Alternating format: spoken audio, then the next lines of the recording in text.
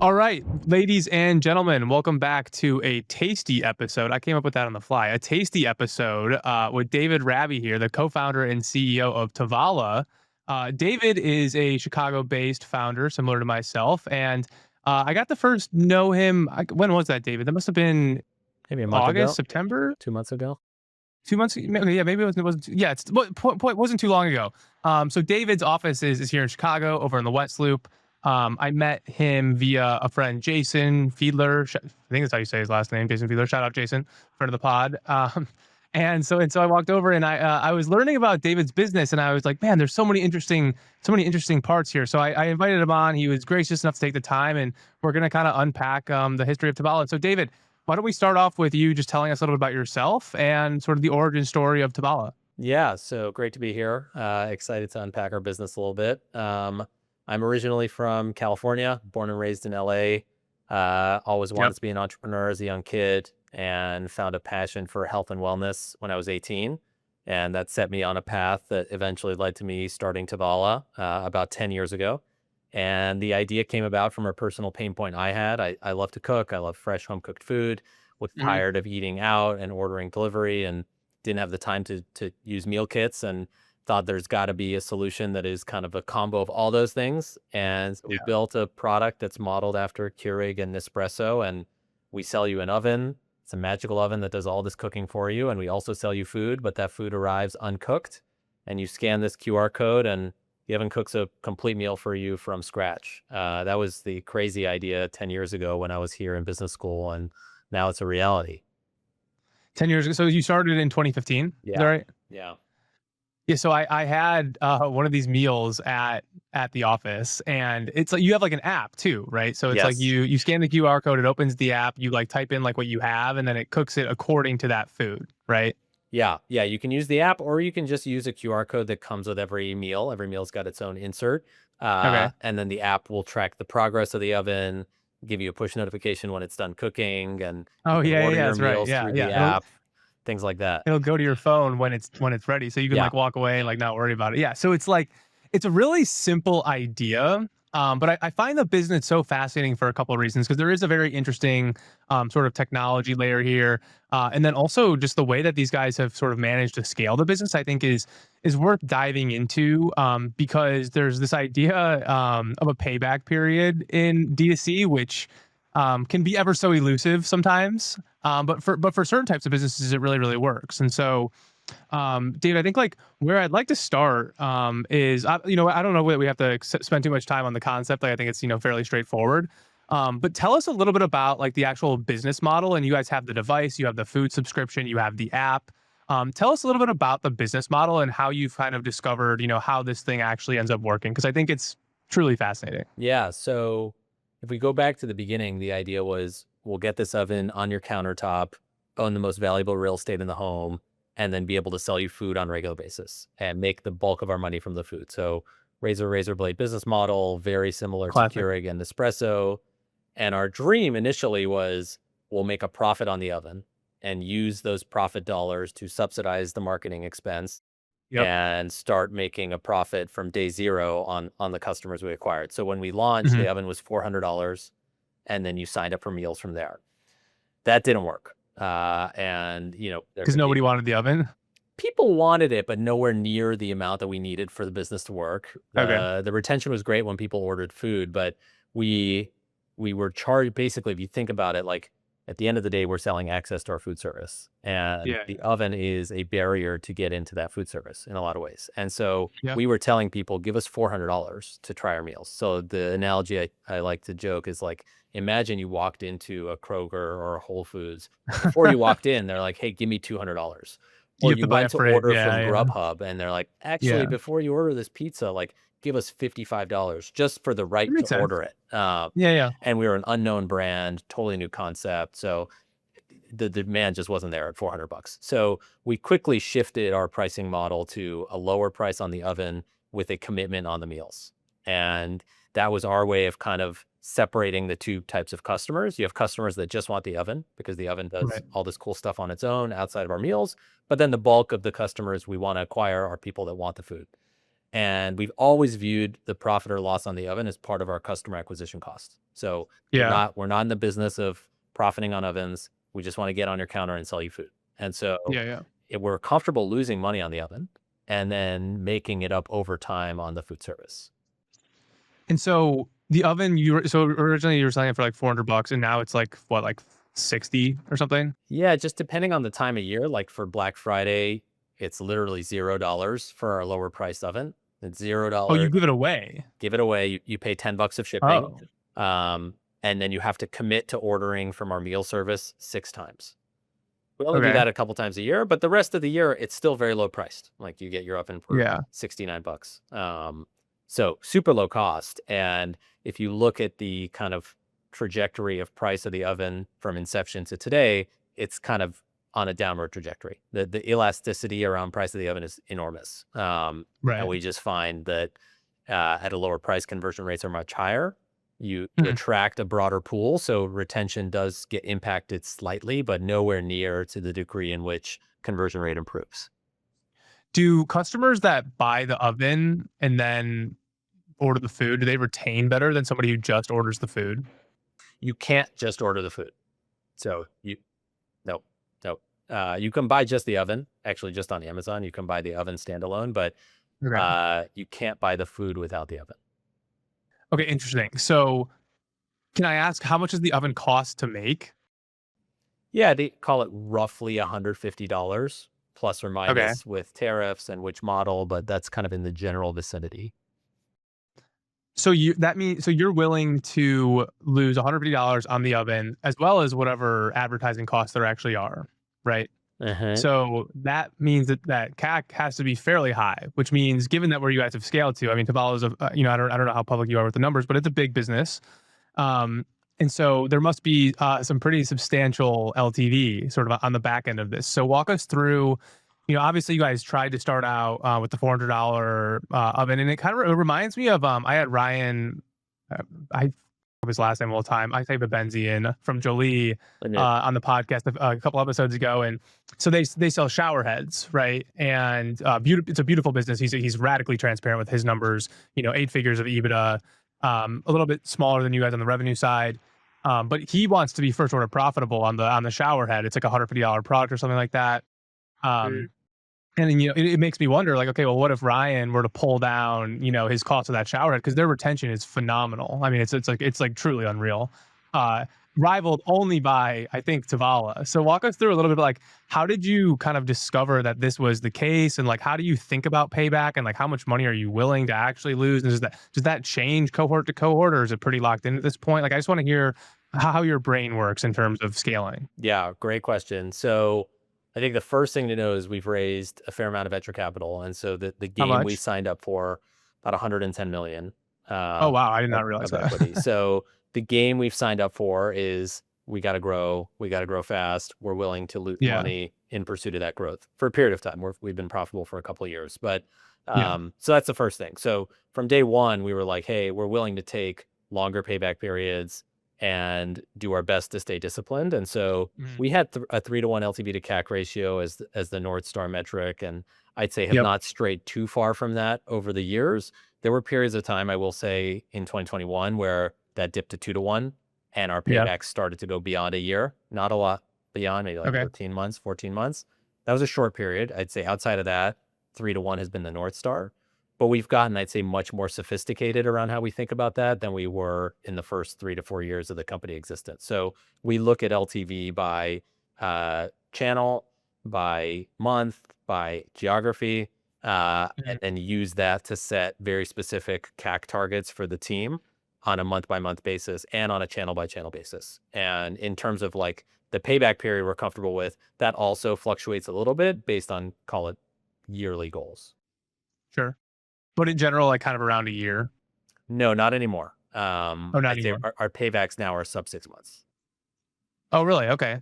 Yeah. That's really good because another CEO that I had on that I just posted about today was the guy from Danny Young from IM8, which they went from 0 to 100 million in 11 months, and it's like a Wow. public company, and their payback was like 4 months. And I was like, there's a balance, right? Because If you don't have, I mean, your retention with just like food in general, right? Like I think you mentioned to me one time, I don't know if you can share this or not, but like the actual duration of the LTV, there's like some crazy amount of it that comes in like the outer years, right? Yeah, yeah, it's a pretty healthy amount that comes in years 2 to 4, Right, which and is like beyond. insane. Yeah, Like there are like no brands that have like any LTV like in month 13, like let alone like a significant portion, right? So that's like what's so interesting about the D2C model as well. Because and I believe you guys are mostly D2C now, is almost or all D2C, almost all, right? all Do you have, D2C. would you ever go into retail or anything like that? Is that of interest? We've experimented with it. The challenge for a razor blade business is you're kind of selling 2 things, and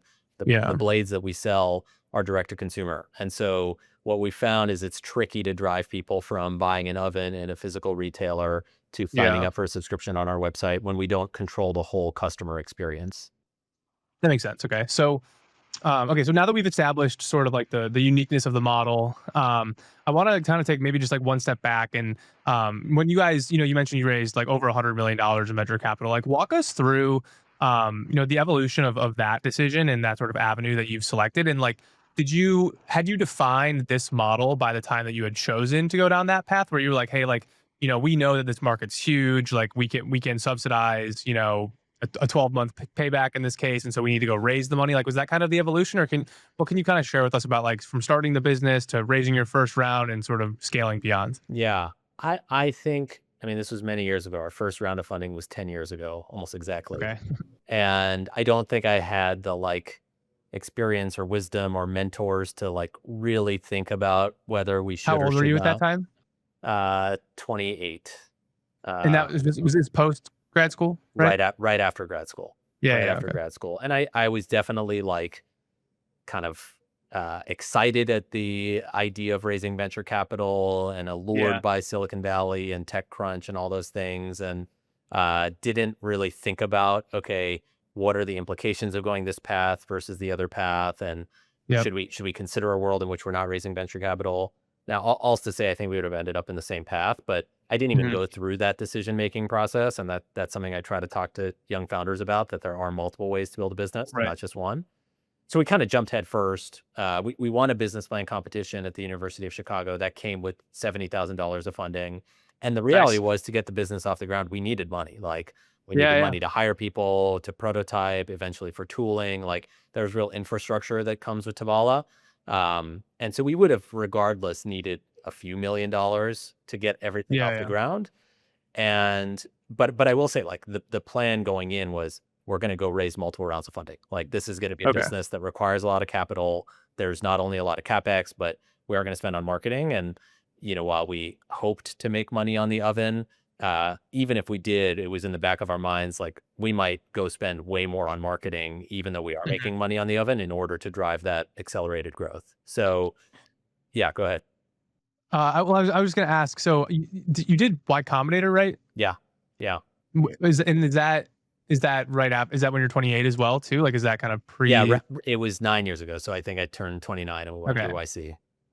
Okay. And then so by that point, you're kind of like on that path anyways, right? Yes, yeah, we raised a pre-seed round of funding, moved to the Bay, NYC, and so, like, very much Yeah. in that world of, hey, we gotta grow fast, and they had just started to take on some consumer hardware startups, so, exposure to a lot of investors, all the things that you get through YC, Yeah. we benefited from. Uh, but, that said, that, like, there were not that many businesses like ours, and there still aren't, but it wasn't like there was this huge cohort of companies doing things like we were doing.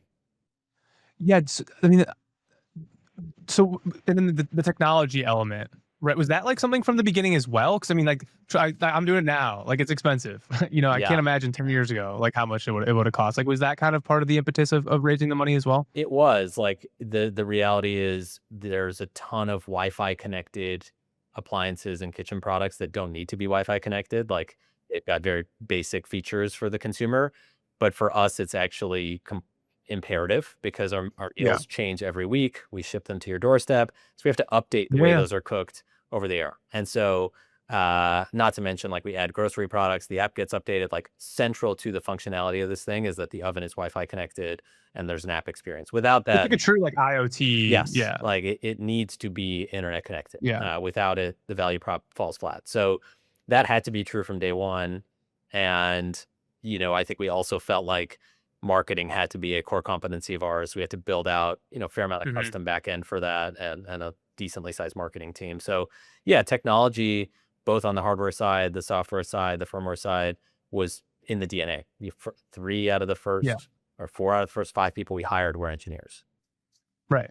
And this is like where I think like again like it kind of comes back to like what the main sort of point of the episode here is like this is it's like it's a DTC model, right? But this is not like a brand spun up on Shopify, like Mhm. it's very very unique. And so let's walk through sort of like the actual like evolution of the funding process. So does YC gives you like what, like 500K or something? Now they used to give you 120. So it was 120 in exchange for between 6 to 7%, depending on where you convert. Damn. Okay. Yeah. So 70K from Booth, I Yep. guess. 120 from YC. And that's enough to like make a few ovens and like build out an app kind of a thing, or is that enough to like get into market? Not enough to get into market. We also did a $500,000 pre-seed round right before YC. So going into YC, we'd Okay. raised like Oh, almost got it. 700K, and that allowed us to do a Kickstarter campaign, hire a small team, Oh, cool. like 5 or 6 of us, getting paid almost nothing, do some like early marketing for the Kickstarter campaign, and start to build out Okay. some technology and some prototypes. Finished YC, we did a seed round after YC, so we raised 1.6 Okay. million.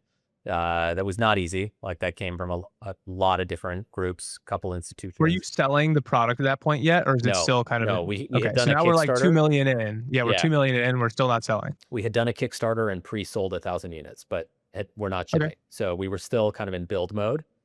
Yeah. Yeah. So at that point, yeah, we'd raised, call it 2.3 or so.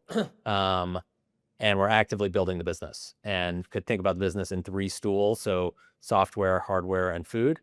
And Mhm. you not only need like all the prototyping of that, but all those things have to be stood up so they can work on a weekly basis. Like, we ship food Right. every week. So we had set a like 7-month timeline to deliver everything on our Kickstarter page, and that was way too ambitious. So we got to like October of 2016, and we were not going to ship by the end of the year. And so we realized we are going to run out of money before we shipped. So we had to raise another seed round, whatever you want to call Okay. that, post seed. So we raised Yeah. another 1.6. That was very easy to raise. Probably the easiest round we've ever had. Because you got all it's literally waiting there for you. So that makes sense, right? Yeah, and it was like the product was done. It's like we could demo the product and you would feel like a real customer. Like, you came in, tasted Yeah. this like delicious miso salmon with roasted broccoli. The oven looked good. Yeah. The packaging was done. The app was done. It was just, okay, we got to go from making 20 of these to making thousands. And so, at a reasonable price, investors could like bet on a scale up of Yeah. prototypes instead of like paper concepts or a deck or whatever. Mhm. So that was enough to get us to launch. Then we launched in May of 2017, and Okay. uh, started shipping hundreds of units of those Kickstarter units out in the market, and then started actively marketing. And so then we had data coming in, like, what does retention look Yeah. like? What does AOV look like? Uh, And is that right around the same time that you go, we should give away, maybe not give away, we should sell the ovens for less? no, Or is that it was a longer than long that? journey. That was a super long Okay. journey. Like, we were in Okay. market at $3.99 for several months, like 2, 3 months, 4 months. Then we moved to good, better, best pricing model. So we had $3.99 as its own price. The best value was $2.99 if you ordered Okay. 20 meals from us. And Oh, then the wow. like extreme price was $1.99 for the oven, but you had to order 100 meals. And what was super interesting is the vast majority of people chose that $1.99 option. Really? Yeah, that was the first like huge surprise to us. And Even without ever having tried the food? correct. Yeah, they That were that's super crazy. anchored to the upfront oven price. And that principle has held for 7 years now, 8 years. How much did the 100 meals cost? $1,200.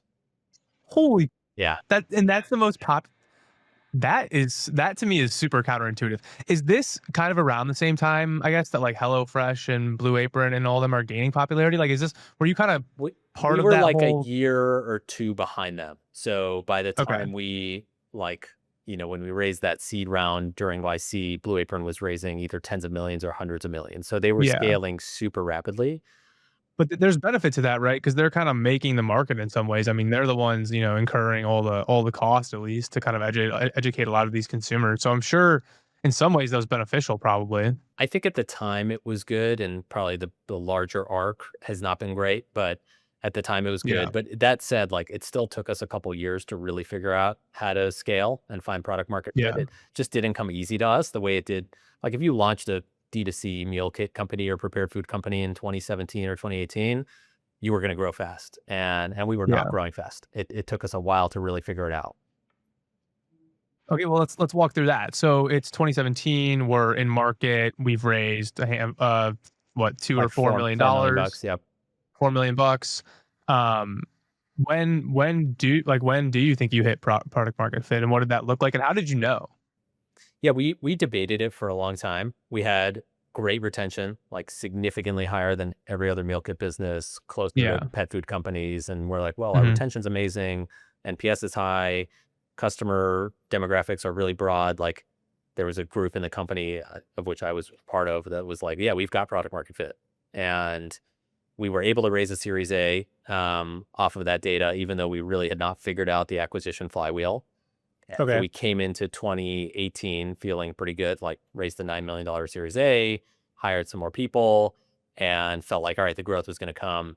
And it didn't come. Like, we grew Hmm. from 2 million of ARR to like 5.5 in that year, which seems okay, but was not great. Like, it was Yeah. not a hockey stick growth trajectory. Our customers spend a lot with us. They retain really healthily. So it's not like we were adding thousands and thousands of customers. Right. Right. And so that Series A was slowly running out. So we had to go to market to raise a B at the beginning of 19, and we failed. Could not raise a Series B. Really? Yeah. What were you trying to raise, and why do you think it failed? I think we went out to raise like 15 million bucks. Yeah. Okay, that's not like insane. No, it failed probably at its core because we didn't have product market fit, and it was pretty obvious. Like, it wasn't clear how we were going to turn a dollar into three if we raised it. And Okay. we're a little subscale, like they wanted us to be at 10 million. So that was kind of the central reason. I think secondarily, our margins were not great. And that had been intentional. Like, we had not focused on margin improvement because we figured if we can't grow, then our margins are irrelevant. So I still think that was the right strategic decision, but it was another reason to say no. So couldn't raise the money. Uh, Insider stepped up. We raised a bridge in the middle of 2019. Okay. And by September of 2019, we'd found product market fit. And Really? yeah, my co-founder had a great definition. He was like, hey, we got to get to the point where demand outstrips supply. Like, we literally need to be breaking, and that's when we'll know we Yeah. found it. And that's what happened. Like, we had to turn off our ads on Facebook. We had to Really? create an overnight shift in our facilities that our corporate team had to staff. We had our corporate team staffing multiple shifts. My wife was coming to pack boxes. It was out of control. And this was like September of 2019 through the end of Huh. 2019. The growth was insane. But you said a minute ago that you were part of the group that thought that you had product market fit before that. Yeah, So you were wrong. I was wrong. I was wrong. And then but you thought that you did. So you're going out and you're trying to raise Series B for 15 million because you're like, we have product market fit. Um h- how does how did that, like, was it a bad failure? Like, were you out fundraising for a year and then it like flopped, or like was it like you tested the market for a couple months then you pulled out, or like what can you share with us kind of about that failure? Yeah, no, it was terrible. No part of that was good. We were raising for 4 months, 5 months, and we didn't have that much runway. We probably had like 7 months of runway. Okay. And so we cut it super close, and we had some insider support, but not a ton. And then one of our individual investors like stepped up and really helped catalyze a round. And, that bought us, call it 10 months of runway. Okay. This was May of 2019, and it bought us until like mid-March of 2020. So we were fortunate that in the 4 months of that fundraise, our margins had improved significantly, and we Hmm. had started to make some real inroads on marketing. Like, we didn't have the proof that it was going to work, but we were Yeah. doing some things really differently that, our investors believed the story we were telling. And that was a great time to invest. Like, they invested a couple months ahead of the I scale was up. I was gonna say, yeah, Yeah, whoever the Series B looks were probably like, ah, damn they it. just missed. Yeah. They just missed because so what I mean, you said September of 2019. Like, Is there something you can point to that just Yeah. like Oh yeah. changed? Like Oh you yeah. Yeah. Yeah. cracked Facebook or We did a bunch of things. So where it started was we interviewed a bunch of our current customers, like some of our best customers. We went to their homes, interviewed them, tried to get in their head as to like why do they love Tovala? What did they stop using? How do they use yeah. it? How do they talk about it? And then more importantly, we interviewed prospects. So we went to talk to a lot of prospects that had spent time on our website and abandoned cart Huh. and tried to understand why they abandoned cart. And Wow. after 8 or 10 interviews, we started hearing the same themes. Like, A, the price is too high. This commitment is too long. B, I don't believe what you're selling. Like, there's no way this food is going to taste great and not like frozen food. And then three, I don't get it. Like, what is this thing? Is it a microwave? Why is there food? Like, Yeah, kind it's of unique. Yeah. basic questions. And so we basically like tore up everything about our marketing. So we rebranded the company. We did like invested much more heavily in nice photography and videography. We brought in user reviews. We Yeah. redid our whole email campaign, like everything. And then we changed our pricing. The pricing was the biggest lever. So we lowered the upfront price and we moved away from this 100 meals and moved to 6 orders. So it Okay. reduced the like number people saw. And whether you ordered 6 times of 4 meals or 6 times of 16 meals, we didn't care. It's like just order six Yeah. times and you'll get access to this lower price. And all those things started to roll out around August and September of 2019. And you could just chart our conversion rate going up and up and up and up and up and up. And then the unit economics clicked into place. We could start to Hmm. scale on Facebook. And that's how it happened. So that to me though, nothing that you just described has much to do with the product as much as like the offer It was marketing. or like the It was all marketing. marketing. The So it's product almost like itself was great. yeah, it's like messaging market fit Yeah. basically. Like not Messaging and pricing. that's interesting. I wonder like how much of product market fit is like that stuff versus like trying to figure out because I mean like in software, I mean and you guys have a software element so you'll appreciate that, but like it's very much like iterating on the product, right? Until like it makes sense. But um Yeah, this was that's different. Like once the product was in people's homes, they loved it. We knew that from day one. And it was like, yeah, it's not like this is just people living in San Francisco. Like this is right. elderly grandmothers in Nashville. This is large families in Chicago. This is individuals in New York. Like it was such a broad swath of people that were obsessed with this thing. Okay. And so we knew once it was in the home, it was great. And it just was like, Yeah. how do we get it in there? Like And the that's market's big. The market's big enough market's with big. all those It's different like, types. Yeah. who doesn't want convenient food that tastes great? And like, we already have this broad swath of people. So clearly the market's big. We just don't know how to convince them to buy it. Yeah. And so messaging market fit kind of, takes hold and that now it's 2020. And from there, is it just kind of like rocket ship trying to build the infrastructure to keep scaling? Or like what's the next evolution after you found product market fit? Basically, yeah, like with Yeah. a pandemic layered on top. So Oh my God. Yeah. That was probably insane for you guys. it was insane. 2020 Yeah. was a And you crazy probably year. still have customers from those cohorts Oh too. yeah. That's Oh even yeah. crazier. Yeah, yeah. We have a lot of customers from 2020. Wow. But yes, we were already growing super fast. And so the pandemic was just more fuel on top of that. And because we're not just a software company, like there's real physical impact to our Yeah. growth, like more people in our facilities, more packaging, more food, just added Well, so and like the much. food supply chain, I mean, my God, like Yeah, we joke talk that about a like constraint. basically every like front page news story affected us in some degree, whether it was Yeah, like yeah. supply chain issues in China or food shortages or social distancing or protests, like Right. all those stories we were Oh, living as a God. company. So very, very stressful, challenging year, but also successful. Like the business grew a ton.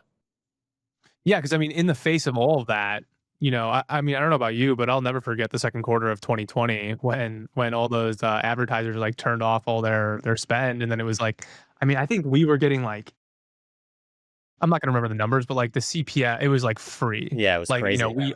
we like quadrupled, quarter over quarter, like doing Mhm, 7 figures kind of a thing. mhm. At my last company.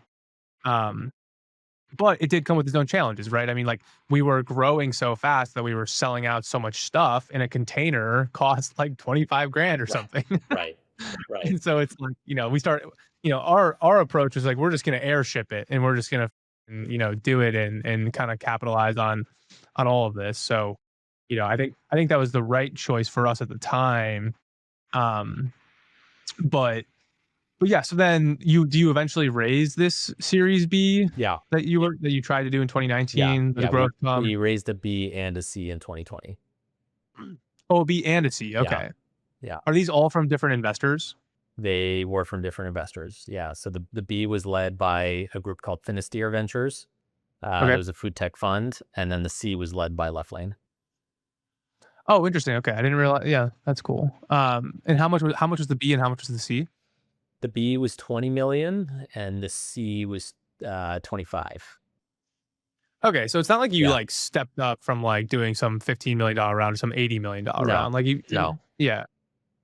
Okay, so that's like probably like pretty appropriate. Just an intern, and we don't have to like get into the valuations, but as far as like some things that people I think get kind of wrong is like they get a bunch of traction and they go from raising at a $30 million valuation to a 200 or something, and then it's like, well, you're just kind of screwed. So my Yeah. my Our assumption. our valuation increases, I'd say, were like very reasonable Yeah, on both yeah, and like sides. Like, right.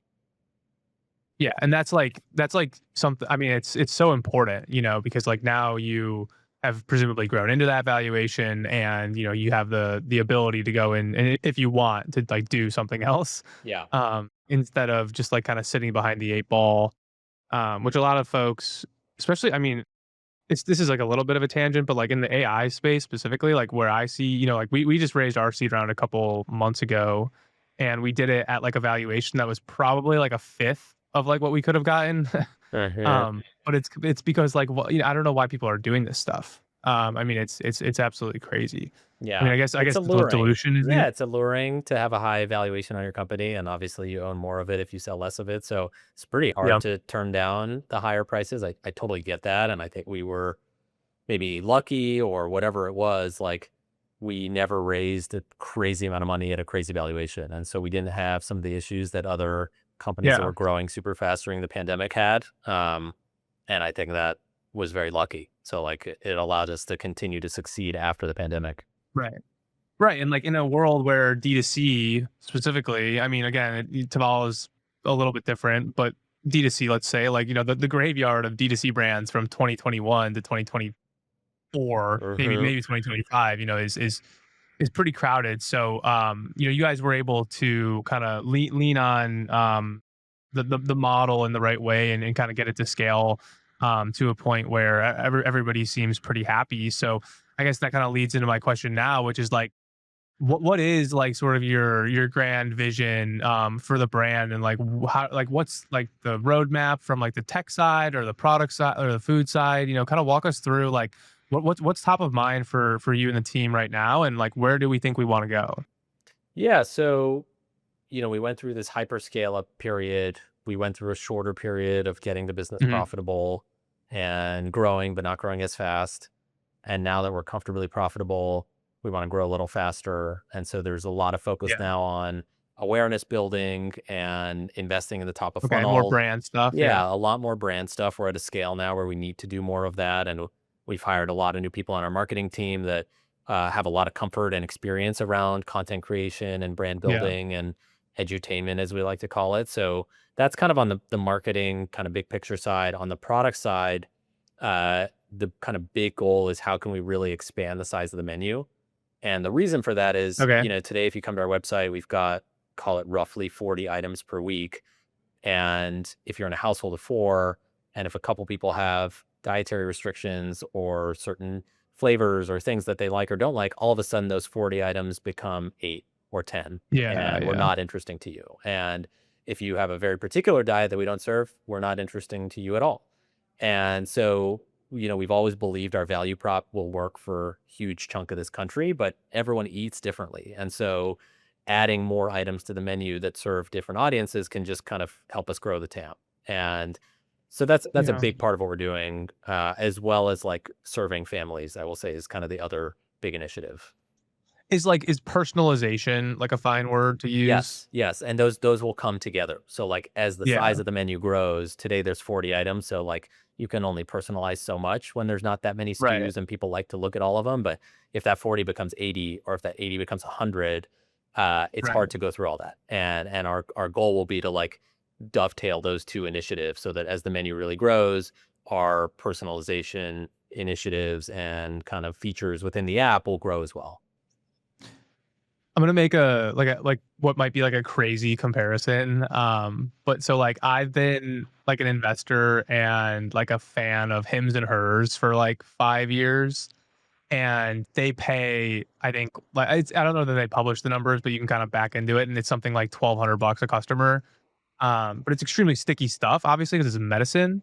And so like their retention and their payback is actually, now that I'm kind of thinking about it, is kind of similar like to what you guys are doing. And they talk a lot about like personalization from like a treatment standpoint, but that's not like also like hugely different than like a food standpoint. Hmm. Am I reaching with that, or is that No, like no, no. I think we have like a role to play in that world as everything becomes yeah, more personalized, and especially because we can track food consumption.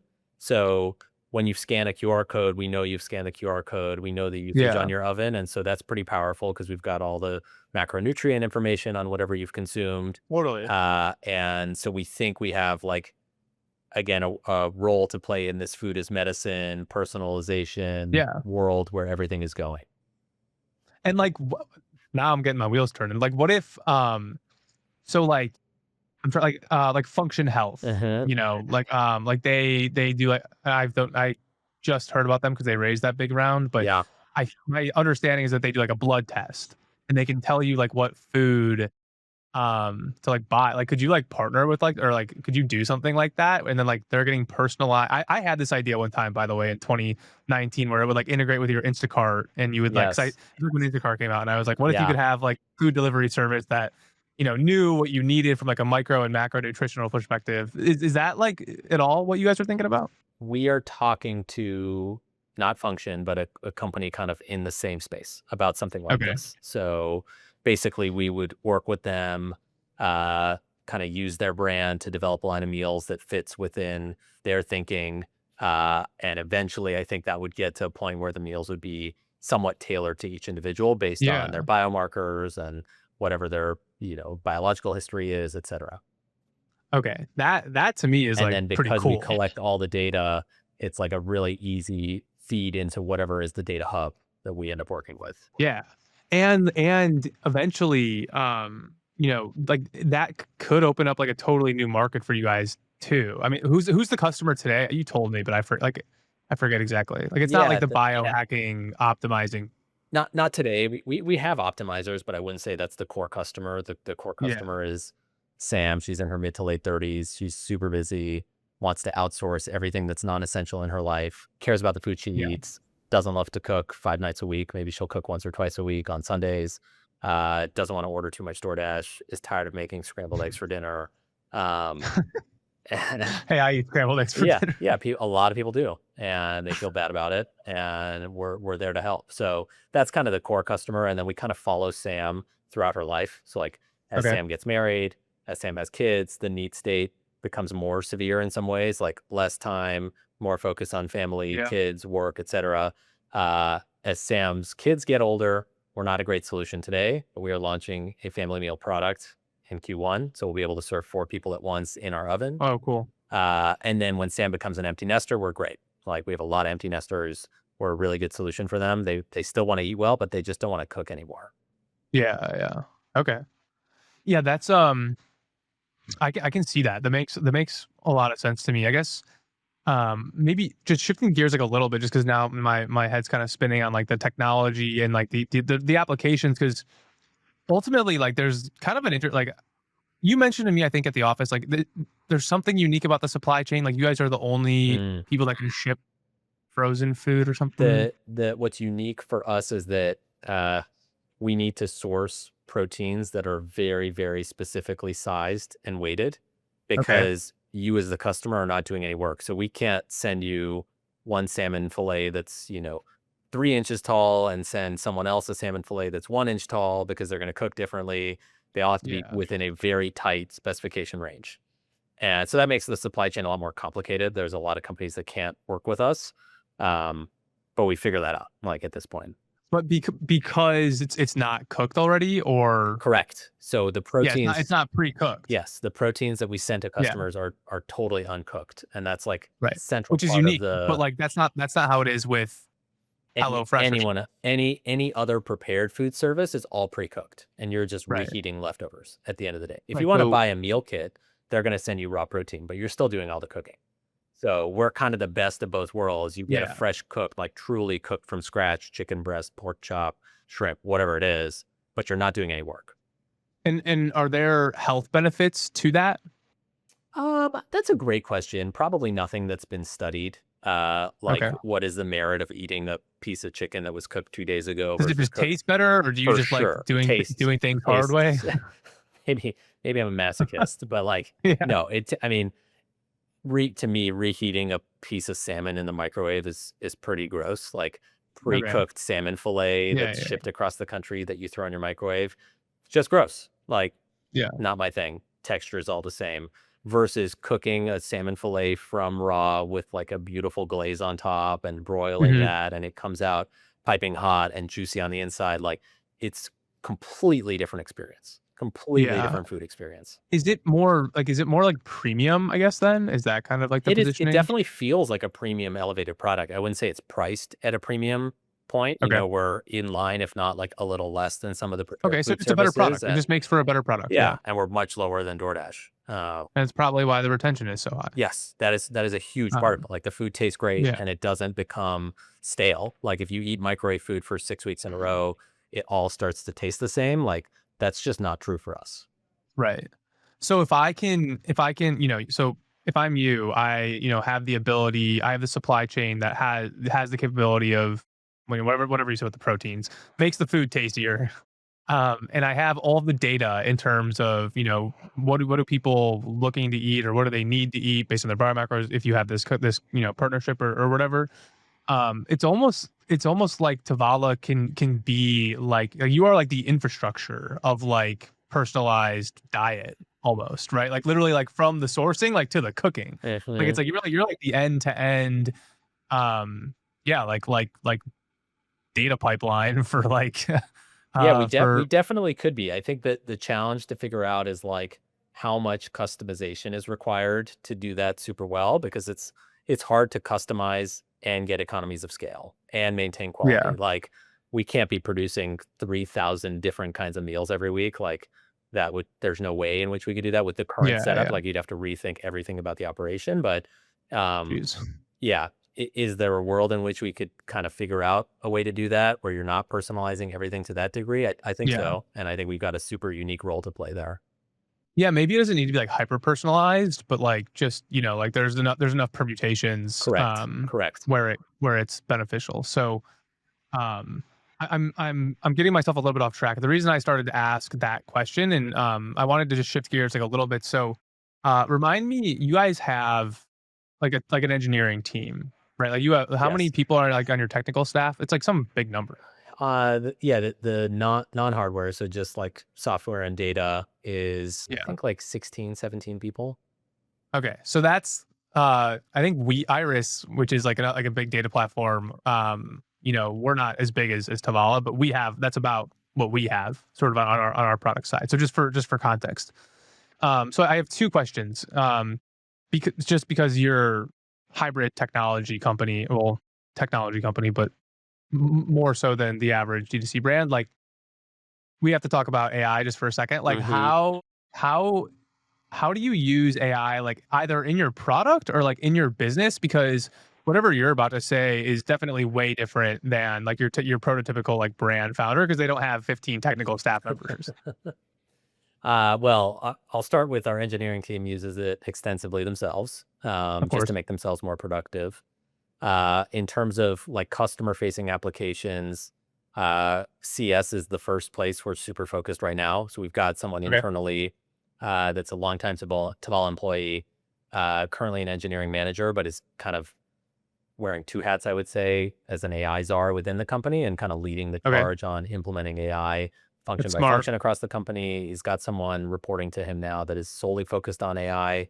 And because he's got a long track record with the company, he's got everyone's trust, but he also understands how all the systems are built. So he was one of our first backend engineers, and so understands a lot of the systems and can quickly move to Okay. prototype things for different departments. So that is part of what we're doing. And then I would say there are like functional leads that are themselves very excited about AI and have implemented AI within their own functions themselves. So like non-technical people. So Yeah, yeah. like head of accounting is very interested in AI, has done a lot on that front.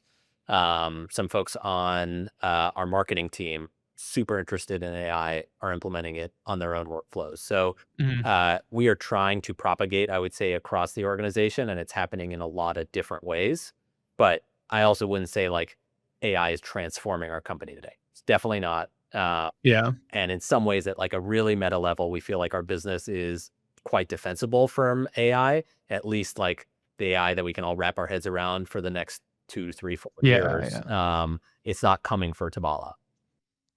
It's certainly not. Until like the AI, maybe like when robots can like Yes, chef up food and like exactly. go to the Exactly. grocery store. They can't even really like open doors right now, but at some point maybe they'll. Okay, so like you don't have like there's not like a little pod of the engineers that like might be building like internal AI applications for whatever. I mean, this group I would call as an internal pod, and we're just Okay. choosing like where to deploy them. And right now they're focused on CS, and after CS, Okay. TBD. So are you building like your own type of CS? We're not going to do it ourselves. We're going to Okay. work with an outside tool. Like a lot Yeah, of the, yeah. even if you work with an outside tool though, you have to do a lot of work yourself. Like your Right. knowledge base has to be really strong. You Totally, have to, totally. QA the results, on and on. There are no plug and play solutions today, not to do it well. That's that's a good especially for a company like yours where it's like the need is like much more of like an enterprise level. Like so like with Iris, we have our system is big. And it can be tweaked in a million ways to however you want it. And so like we go back and forth on how do we want to present this offering to the market? Like we have like a version where it's like, if you're a smaller brand, like you're doing like 20 or 30 million, you just want like this out of the box, static kind of version, you can get that. But really what you want to do is like make it work for you. And that's a function of us trying to like move up market and whatever. But yeah, most that turns into more resources from our side, Okay, no. because the companies that we work with don't have their own resources, and so they end up having to pay. But yeah, it's a good point. Like they can get you 80% of the way there with these like off the shelf solutions, but there's always, especially if, I mean, your guys' business is super unique. I can't even imagine It's what's going on complex, with all right? the. Yeah, People reach out to CS for so many different reasons. And some of yeah, those are easily solved with, hey, this answer exists in our existing knowledge base. An AI agent could easily surface that. And some is mhm, like a human needs to figure out what to do. Like, should you give them a credit? Should you not? Why? How are you going to do that? Why? So, like, eventually we can do a lot of those from an automated standpoint, but some will take a lot of work. yeah. I mean, yeah, I know. It's more expensive than we want. So, um, all right, David. Well, hey, I think we're, kind of bumping up on time here. So I guess, anywhere that people can like find you, or are you like, do you do social media at all, or where can we kind of follow the Tavallo journey? Yeah, you can follow me on LinkedIn. I post probably once or twice a week, and Cool. share stuff that's happening here, but also kind of across the industry. Yeah, yeah. All right. Well, you heard it here first. Give David a follow on LinkedIn to see what happens next for Tavala. So thanks, David, for your time, and thanks everybody for listening. All right, thanks for having me.